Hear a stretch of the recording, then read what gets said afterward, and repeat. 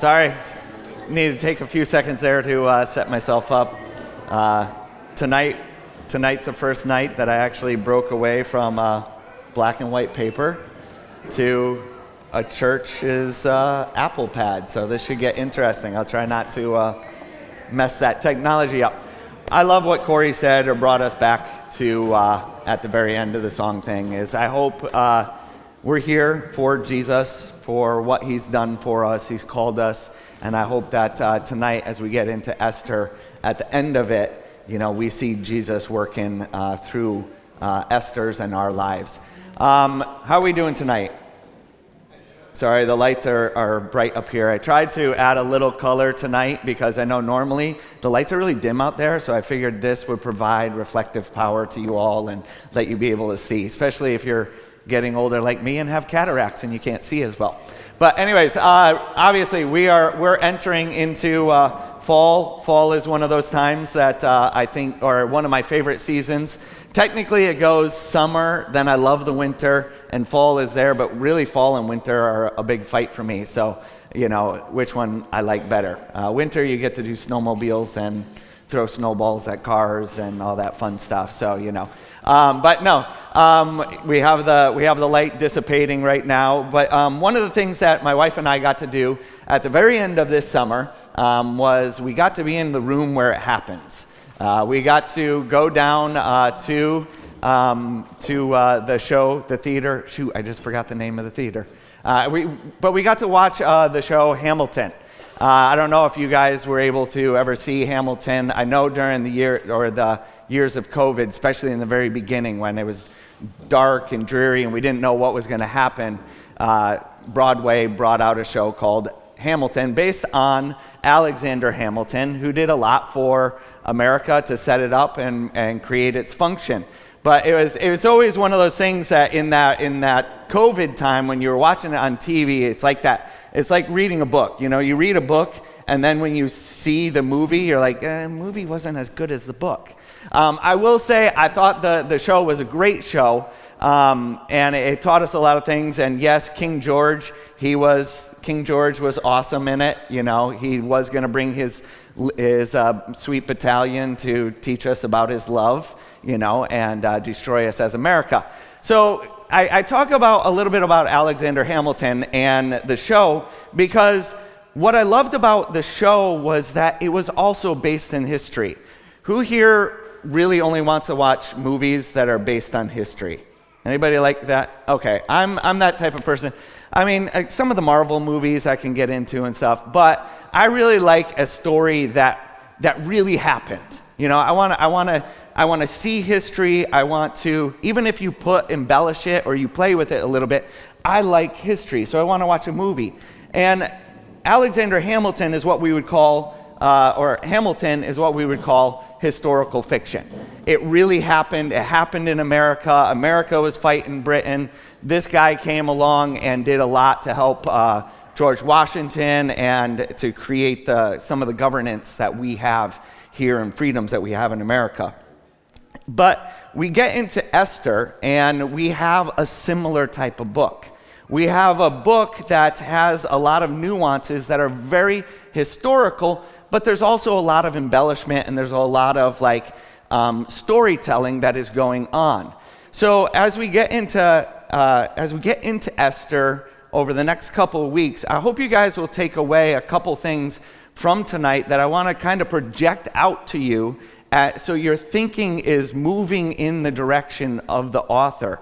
You see, three of those things are, one, I'd like us to see celebration. I'd like to see the reversal, help us see reversal, what God does. And the last one is how to deal with shame and honor. You see, Esther was a book that came into the canon or into our Bible, not on the easiest of terms. Esther had some things about it that made our forefathers, church forefathers, question why was it even here? So, like, for example, we have the strikes against Esther. Why is it in the canon? Some of the things that people point out, and we're like, maybe we shouldn't have Esther in the Bible, is because nowhere in the entire book is God even mentioned. Nowhere. There is no Yahweh, no nothing, okay? And not only that, if you're like, okay, well, maybe the disciples and Jesus, maybe they went ahead and quoted something or made reference to it. There is no reference to anything or quote from the book of Esther in the New Testament. It seems that the book is really a book that was written for Jewish nationalisms.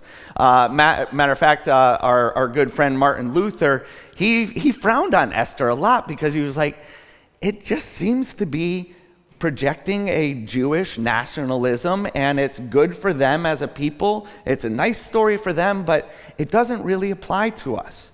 Now, Luther had his arguments or his things with the Jews where he was very frustrated that they turned away from Christ. And I think that influenced some of his talking about it. The other big question as to when you look at Esther is in a time period where the Jews, they had gone into exile and they were supposed to come back, if you will. They were supposed to come back to the promised land after it. And everybody in this book decided to stay in Babylon, decided to stay in the world and not go back to the promised land. So they're like, are these people in rebellion? Are they sinning because they didn't go back to the promised land?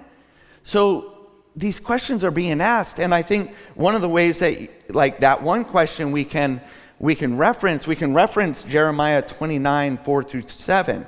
Because see, Jeremiah told about the exile and prophecy. And he prayed for the children of Israel as they went into exile.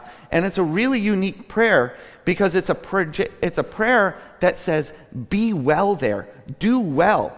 It says in Jeremiah 29, 4-7, thus says the Lord of hosts, the God of Israel, to all the exiles whom I have sent into the exile from Jerusalem to Babylon, build homes and live in them, plant gardens and eat their produce. Take wives and have sons and daughters. Take wives for your sons. Give your daughters in marriage that they may bear sons and daughters and multiply and do not decrease. But seek the welfare of the city where I have you, or where I have sent you into exile, and pray to the Lord on its behalf, for in its welfare you will find your welfare. You see, the Jews, they had an opportunity, some, to go back to the promised land. But they went ahead and they epitomized what Jeremiah was saying. Go and be in the world, live in the world, and seek the welfare of the world that you're in, and you will increase. You will be okay. So when we look at the book of Esther, don't let us think in our heads that they're somehow less Christian or less Jewish because they didn't go back to the promised land. And the last thing that a strike against Esther is Esther's impropriety and marriage. You see, when you think of the Jewish nation and its purity, you think of all the books or all the commandments of Moses. In the commandments of Moses, there's a big thing about what to do with your purity sexually, with marriage, and all these things. And the heroine of this entire book, what does she do? She has a one-night stand with the king, gets married to a Gentile. What do you do with that? What do you do with a heroine who does all this stuff that we as Christians and we as Jews would be, or not we as Jews, but the Jewish nation would be like, you did all these wrong things, all these bad things. How are you going to be a hero? So a lot of the forefathers of the canon were like, what do we do with this place? What do we do with this girl and this book? But let me show you a little bit of the historical context. We have in my study Bible, I was going through it, and they had a nice little diagram of the history of, hopefully that'll be up there, of this time frame. And you see Esther right there in the middle. She's after, one of the big things you notice, how far after the book of Daniel this time is written. You see, the Jews had already gone back. We see that in the top line, and they had started working on the temple. The temple's already been built. So these Jews over in Babylon are hearing news of the promised land, hearing things that were going on, and they were living in a world of the most dominant empire that the world had ever seen. The Persian Empire at that point, we all hear about Rome, how big it was. This was very, very large empire. It went all the way from almost Pakistan to through Egypt out to Libya. It didn't take Greece. We all know the Athens or the Spartans helped stop the Persians there. But it was a massive empire. And what's interesting is that the book of Daniel, if you were to take Esther and the book of Daniel, there are almost exact word-for-word parallels between the book of Esther and Daniel. And I would almost say the parallels, it's all nerding out here for a second. If you want it, I can give it to you later. The parallels are so impactful that you would almost consider that maybe the author of Esther used the book of Daniel as a form to write its literature or to write its story. When we get to who this is, obviously this chart says Xerxes. There's a little bit of debate if it's Darius or Xerxes. Personally, I lean a little bit to Darius, but I'll go with the vast majority of authors who say it is Xerxes. He's the main king, but honestly, the biggest point that we have to look at when we go into the book of Esther, we have to understand is just that the empire is massive. You see, one of the names, Ahasuerus, basically means emperor or king. So nowhere in the book of Esther does it say this is the person. Now, I don't know if that's because the author wanted to keep his head because he's like, I don't want to name the king who was in this situation, because the king doesn't look real great in this story. He looks mediocre at best. Yes, he has great wealth, but he's maybe not the smartest person out there. He doesn't know how to judge real well. So I don't know. That's a little ad lib there. I don't know why we don't have the exact name, but it was probably Xerxes of all the kings of the Persian Empire. So we return. We get through all this. Yes, there's strikes against Esther. So why is Esther in the canon on a positive side? You see, I think at the end of the day, God can use literature to communicate his sovereignty. I see no problem with the Holy Spirit coming along and grabbing a William Shakespeare and write a story saying, here's a historical narrative, here's events and times and places that happened to the Jewish people. And the Holy Spirit says, I'm going to take your craft and your ability to write a story, and I'm going to put it out there. And I'm going to tell a story about who I am and what I do for my people. You see, the other thing that we have a positive view of Esther is there's just a sheer number of fortunate circumstances. There's these things that are just like, it so happened, and it's like, really? How did it just so happen? You have the happening of, Mordecai happens to hear a plot, and the author then says, oh, and we'll say Xerxes or the king was like, oh, he had insomnia one night, and he happened to grab a book off the shelf off the archives, and lo and behold, he reads about Mordecai saving his skin. So there's all these different fortunate circumstances. Even the two ladies in this story, Vashti's and Esther. Vashti's losing her power puts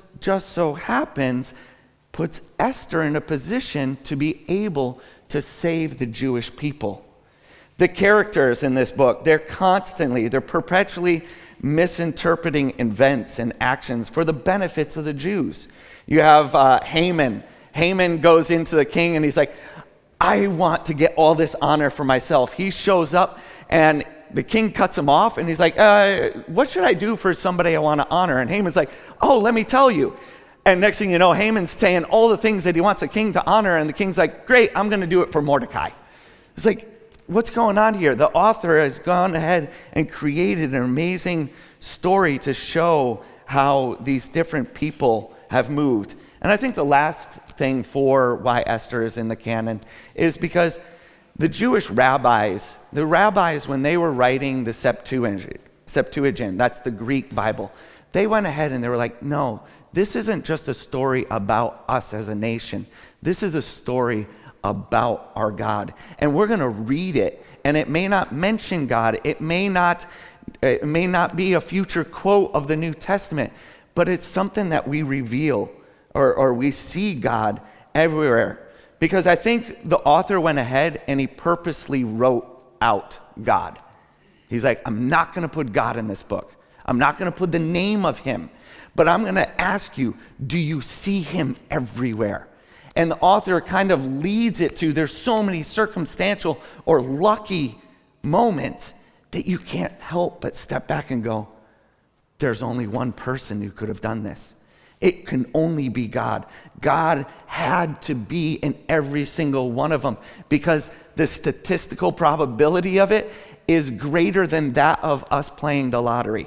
Not that you guys play the lottery and not that I do either, but the statistical probability of it is real. Did I just give myself up a little? No. But anyways, we go ahead, and this is kind of what we have. We have an adventure in front of us. Right now, as I go through my own life, I've had this term about people using the word journey, and the word journey to me is not a favorable term. We talk about our Christian life being a journey. I'm a painter, maybe a painter's journey or whatever. But what we have is I've had to talk my own heart away from the word journey because I think of journey as drudgery. I mean, they both end in Y, and therefore they rhyme together. But a journey is a drudgery, and nobody ever sits there and goes, hey, I'm ready for a long journey. And they're all perky, Where I like the word adventure for life. You see, life is an adventure for me. And I think in this book, I want us to look at Esther as an adventure. And the reason why I call for an adventure is because when we step out in an adventure, we don't know what's going to happen. Esther does not know what's going to happen. But with every step, something happens. And sometimes it feels like the steps are going down. But then as God moves and God works in our lives, we start seeing him provide honor and class and prestige, not only for Esther, but for us. So, that's just more of a me thing, but that's why I entitled this thing, The Adventure That Leads to Celebration. The adventure happens in the world of the gray, though. I use this term a lot of times when I'm teaching with the teens. The world of the gray. What is the world of the gray? The world of the gray is what you and I live in every day. We live in a world where we have just enough light to see where we're supposed to go, but we can never see the goal at the end of the path. Take, for example, this Sunday.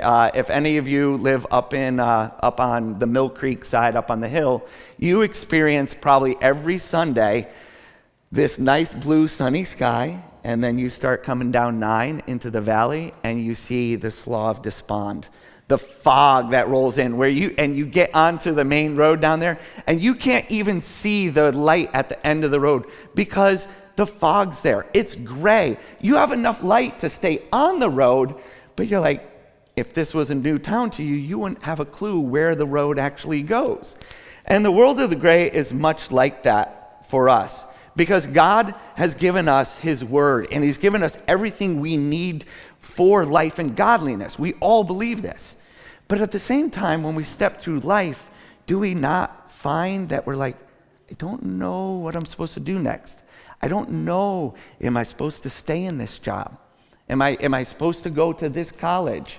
Maybe you have an old Christianese phrase, are you in God's will? Haunting your head because you're like, I don't know, is this job God's will or that college God's will? And you're perplexed. The fact is, the world of the gray gets into our minds, and it's where we live, and sometimes we feel attacked by the world. We feel attacked and not knowing where to go. We're hurting. Life's out of control. And what we ultimately want, we want Jesus to speak to us. We don't like to be in a state of perplexity, right? We don't like not knowing. But in the state of perplexity, that's where we find faith, because we don't ultimately, does any of us really like to not know where they're supposed to go? You see, we want to know where we're supposed to go, and if we knew everything about our lives and what we're supposed to do and what's going to happen, guess what that would negate?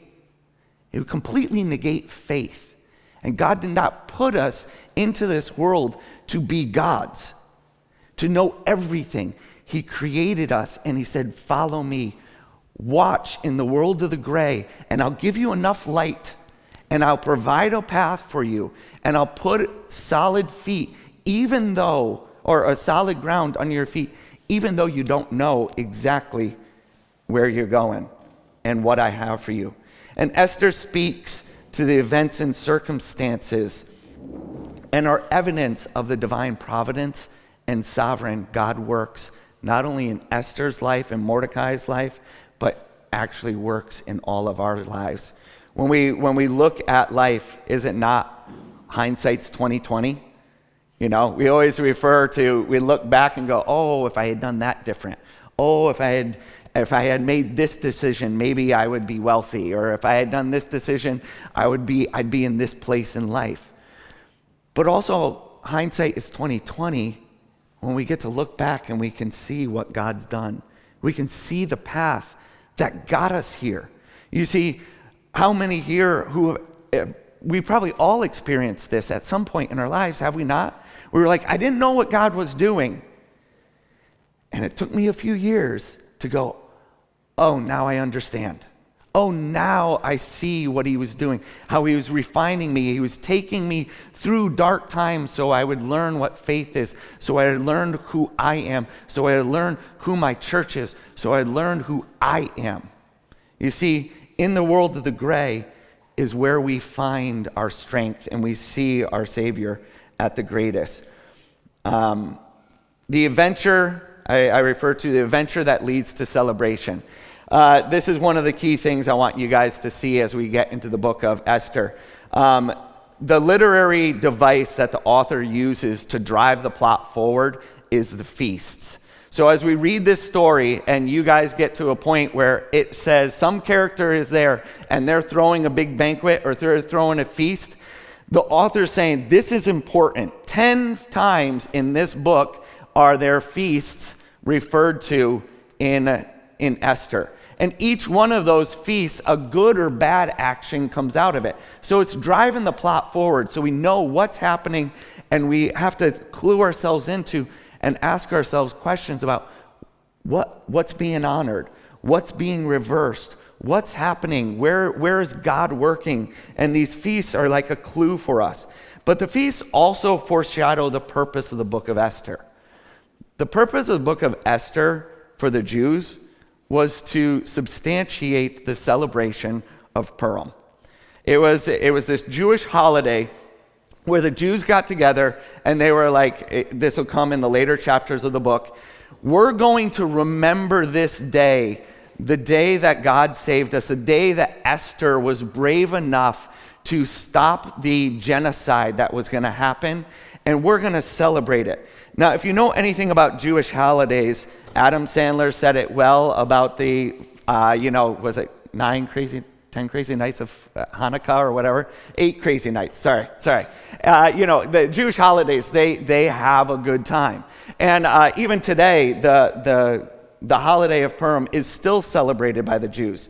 And it was basically, there's wine, there's food, there's parties, there's costumes, there's celebration. One of the big things they do is it's a time, even back then, to give to the poor. And you'll see it tonight, what the king does with the poor, how he gives to the poor, but he does it for his own self. The Jews in this holiday, they give to the poor. And, it's one of these times where they read the entire book of Esther. They have the time of Haman's heckling, where they're like, Graggergers or something like that, and they yell it 54 times. Every time Haman's name comes up in the book, they yell this thing so nobody hears the name of Haman because they want to blot his name out. They have this hemistation. It's basically sweet bread. It's a little cookie that has jellies or chocolates or anything like that. The Jews are having a good time. They're celebrating. Why? Because they're alive. They were going to be wiped out. They were going to have a situation of a Hitler on their hands. They were going to be exterminated. And the Jews went through their gray world, and it got really, really dark, and they thought it was going to end. But Mordecai says something very important. He's like, if it doesn't happen with you, Esther, God's going to find some other way to do it. I don't know where it's going to come from. But this is their thing. This is their celebration. And I find that I'm not a very good celebrator. I'm not a very good celebrator of my faith. I had a friend ask me, what is God doing around you? And I gave a cliche. I mean, God was doing something. But it was like, what's he doing? Like, oh no, what's happening? Do I have the right answer? And it haunted me for like a week. And all of a sudden, I was just like, hold on. He's done things. It may not be in that 30 seconds that my friend asked me, but he's done things in my life. And I need to be recalling those. I need to find moments to celebrate, to praise. When we come here on Sunday, might be the closest thing we get to be a celebration. And typically Christians, charismatic Christians, they have fun a lot. They know how to celebrate. And us who are, like myself, more reserved or stoic, maybe at a Christian rock concert, I get a little into it and I can get into the celebration mentality. But the fact is that it's not always on my lips. It's not a comment that I can, or an answer that I can easily give, because I'm always calling to mind what God's done for us.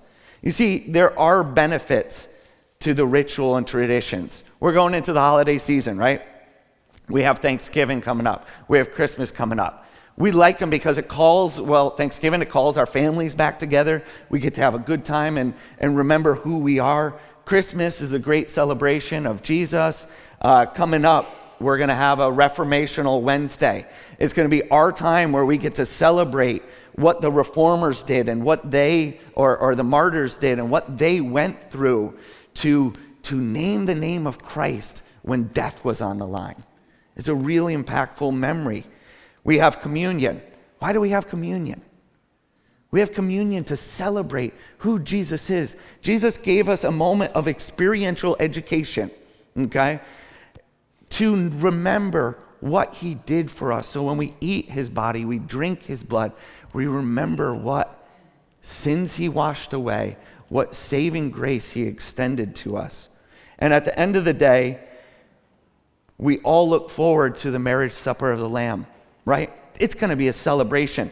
Listen to this, Revelation 19:6. Listen to how he starts this feast. He says, "Then I heard what seemed to be a voice of a great multitude, like the roar of many waters, like the sound of mighty peals of thunder, crying out, 'Hallelujah! For the Lord our God Almighty reigns. Let us rejoice and exult and give him glory.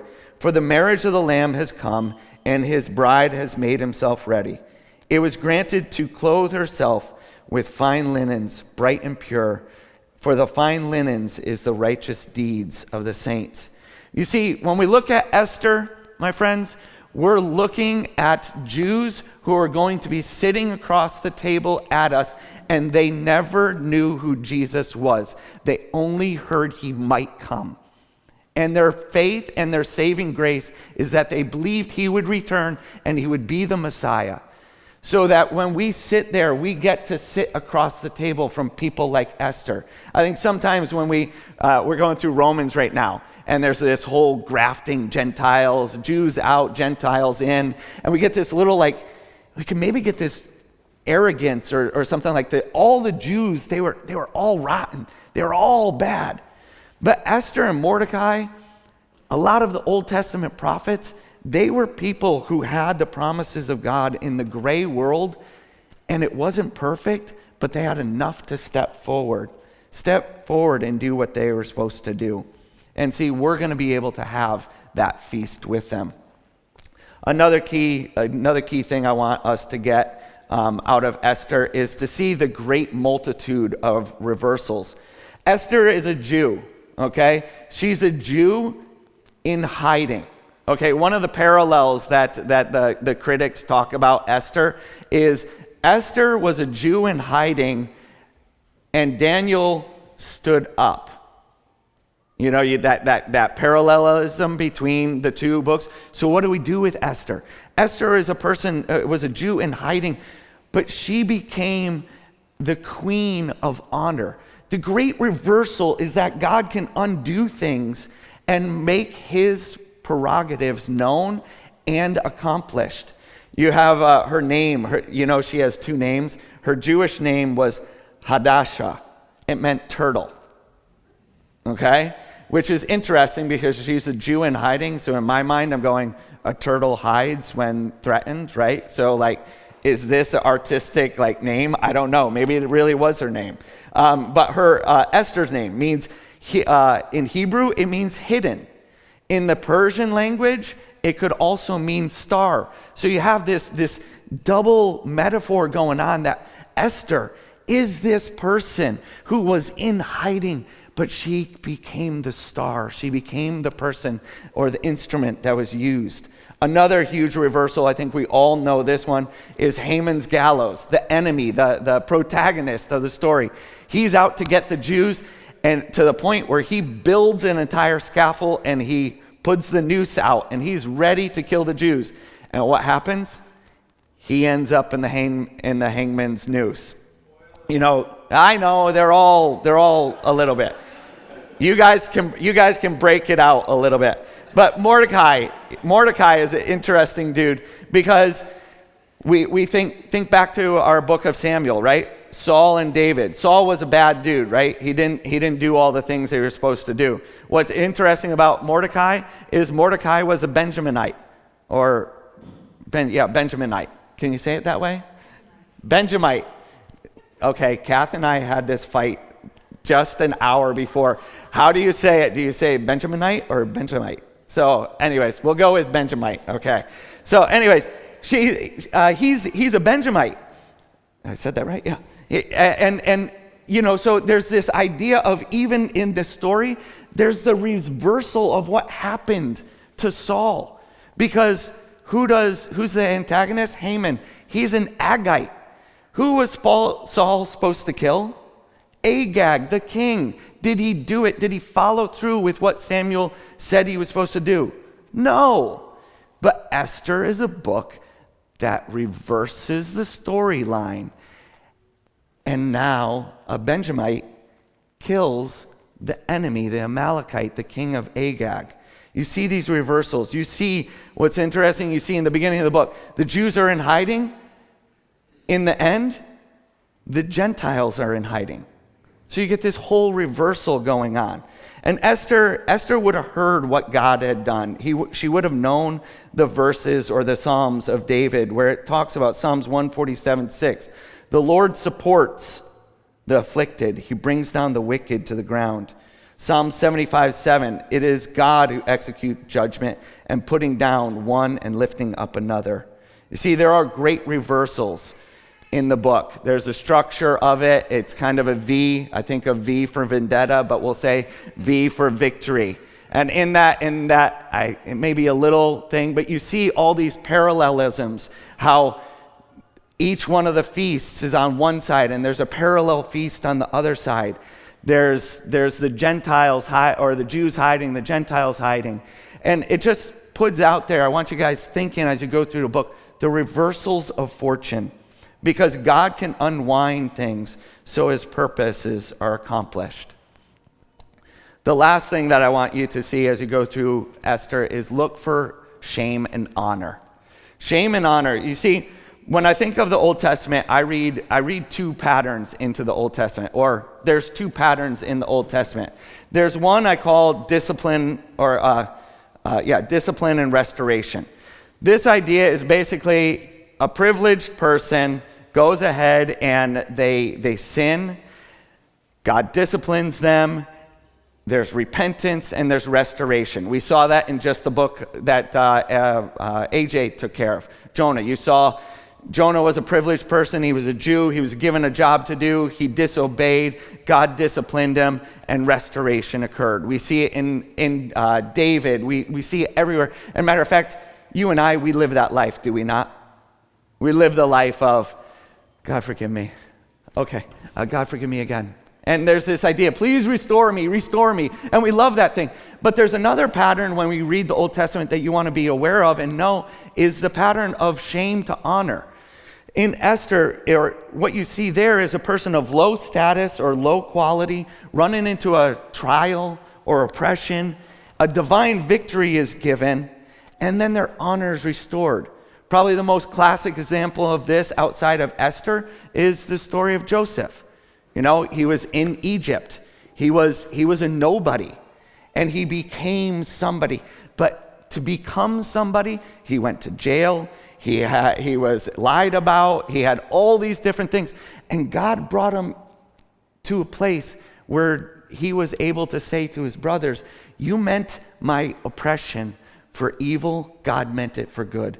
Esther is this story. It fits this pattern, this pattern of honor to shame. And so when we go through this book, we get to ask the questions for interpretation. What in the feasts are being honored or shamed?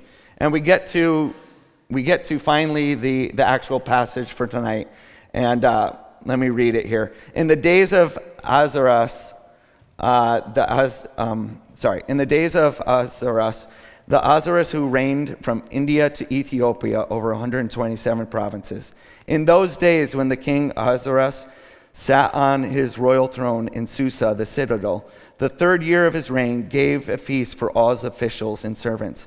The armies of the Persians and the Medes and the nobles and the governors of the provinces were before him, while he showed the riches of his royal glory and the splendor and the pomp of his greatness for many days, 180. And when these days were completed, the king gave for all the people present in Susa, the citadel, both great and small, a feast lasting for 7 days in the court of the garden of the king's palace. There were white cotton curtains and violet hanging fastened with cords of fine linen, and purple to silver rods, and marble pillars, also couches of gold and silver on a mosaic pavement of porphyry, marble, mother of pearl, and precious stones.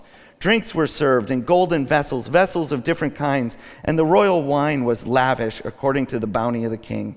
The drinking was according to this edict. There is no constraint, for the king had given orders to all the staff of his place to do as each man desired. Queen Vashti also gave a feast for the women in the palace that belonged to the king.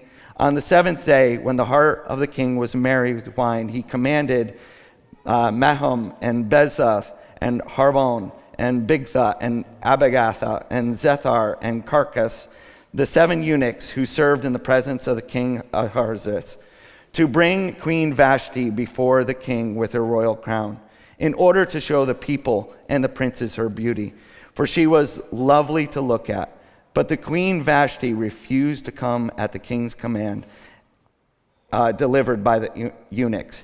At this, the king became enraged, and his anger burned within him.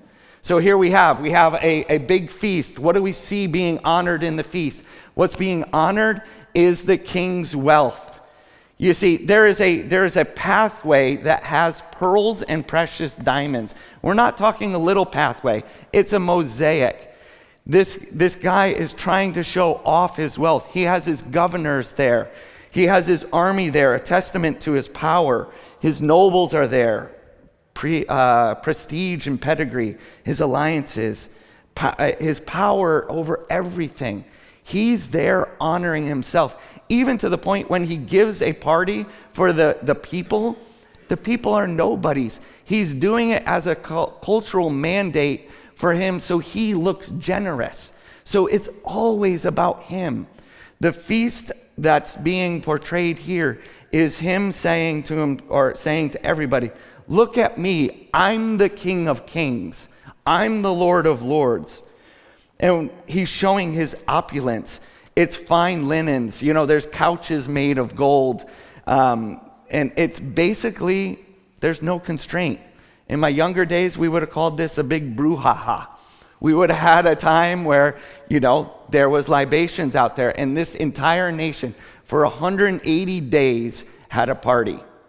I couldn't imagine if all the Congress, all the Senate, all the presidents, and all the governors of America said, see ya, we're going for 180 days and we're going to booze it up with wine, women, and song. What would happen to our nation? They're in control and we're still a mess. But literally, if there was a pure anarchy, but somehow they managed to have this. And what this sets up is the world they live in is much like the American debauchery that we live in. The wine, women, and song is what we as a culture honor, is it not? And so it was the Persians honored that. And see, chapter 1 basically tells us this world is our world. And it goes on and it says in verse 13, then the king said to the wise men who knew the times, for this was the king's procedure toward all who were versed in law and judgment. The men next to him, Karsana, Shethar, Admatha, Tarshish, Marisina, Memucan, and the 7 princes of Persia and Media, who saw the king's face and sat first in the kingdom. According to the law, what is to be done with Queen Vashti? Because she has not performed the command of the king, delivered by the eunuchs. Then Memucan said in the presence of the king and the officials, not only against the king has Queen Vashti done wrong, but also against all the officials, all the people who are in all the provinces of the king Ahasuerus. For the queen's behavior will be made known to all the women, causing them to look at their husbands with contempt, since they will say, King Ahasuerus commanded the queen Vashti to be brought before him, and she did not come. This very day, the noble women of Persia and Media will have heard of the queen's behavior, and will say the same to all the king's officials, and there'll be contempt and wrath and plenty. And if it please the king, let a royal order go out from him. Let it be written among the laws of the Persians and the Medes, so that it may not be repealed, that Vashti is never again to come before the king Ahasuerus.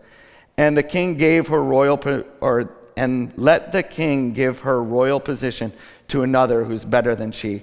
So when the decree made by the king is proclaimed throughout all the kingdom, for it is vast, all the women will give honor to their husbands, high and low alike. This advice pleased the king and the princes, and the king did as Memucan proposed. He sent letters to all the royal provinces, to every province in its own script, and to every people in its own language, to every man, that every man be master in his own household and speak according to the language of the people. This is a very peculiar edict. Why is it peculiar? Because the disobedience of the queen became national security. The Persia was freaking out because all the ladies, all the wives were going to rise up in anarchy and unsettle the entire empire. An empire that went from Pakistan to Libya to Egypt. It was massive. Its organizational structure had to be perfect in order to hold on to power that long. And one little lady disobeys the king, and everything's unsettled. And what's funny is that they go ahead and it's trying to, there's this idea of, we want to keep this quiet.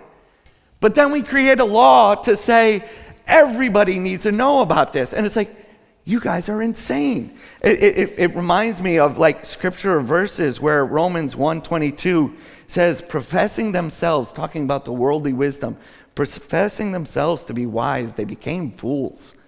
Job is quoted in 1 Corinthians 3:19. He, being God, catches the wise in their own craftiness, and the schemes of the wily are brought to a quick end. It's silly. These guys are losing their empire and making themselves look like fools because of a little disobedience in this thing. But that disobedience is what leads us to have a brave heroine who's in a position to influence the genocidal thoughts of another man coming up. You see, guys, the thing the thing that we have with Esther is it's our world. The world of the gray, the world of Persia and Media is our world. It's our world. It's our opportunity to step forward and work in the gray as God sees fit. You see, what do we do? What do we do when God is not speaking to us audibly? When our place and time is attacking us? When our events and our health are not going well? What do? We want God to speak to us and tell us exactly what we're supposed to do. And he's like, I told you what you're supposed to do.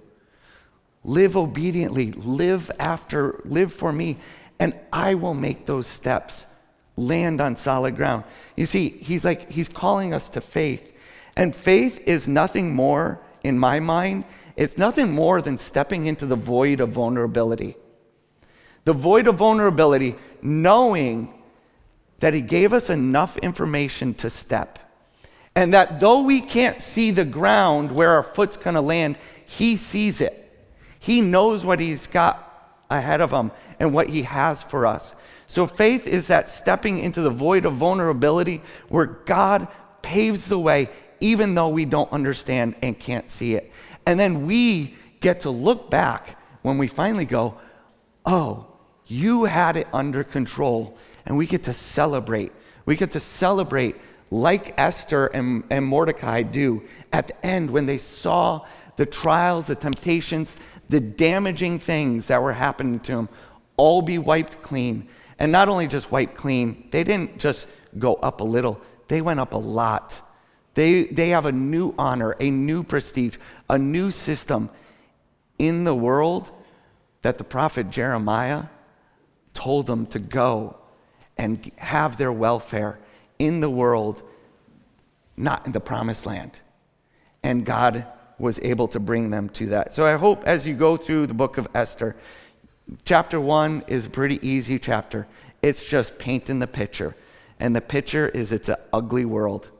It's a world just like yours and I. If you think America or the world is ugly, Esther would have thought it was too, except she had genocide. So hopefully we don't have that anywhere close to us. So with that, I have some discussion questions, and I will have you guys talk about it. So thank you.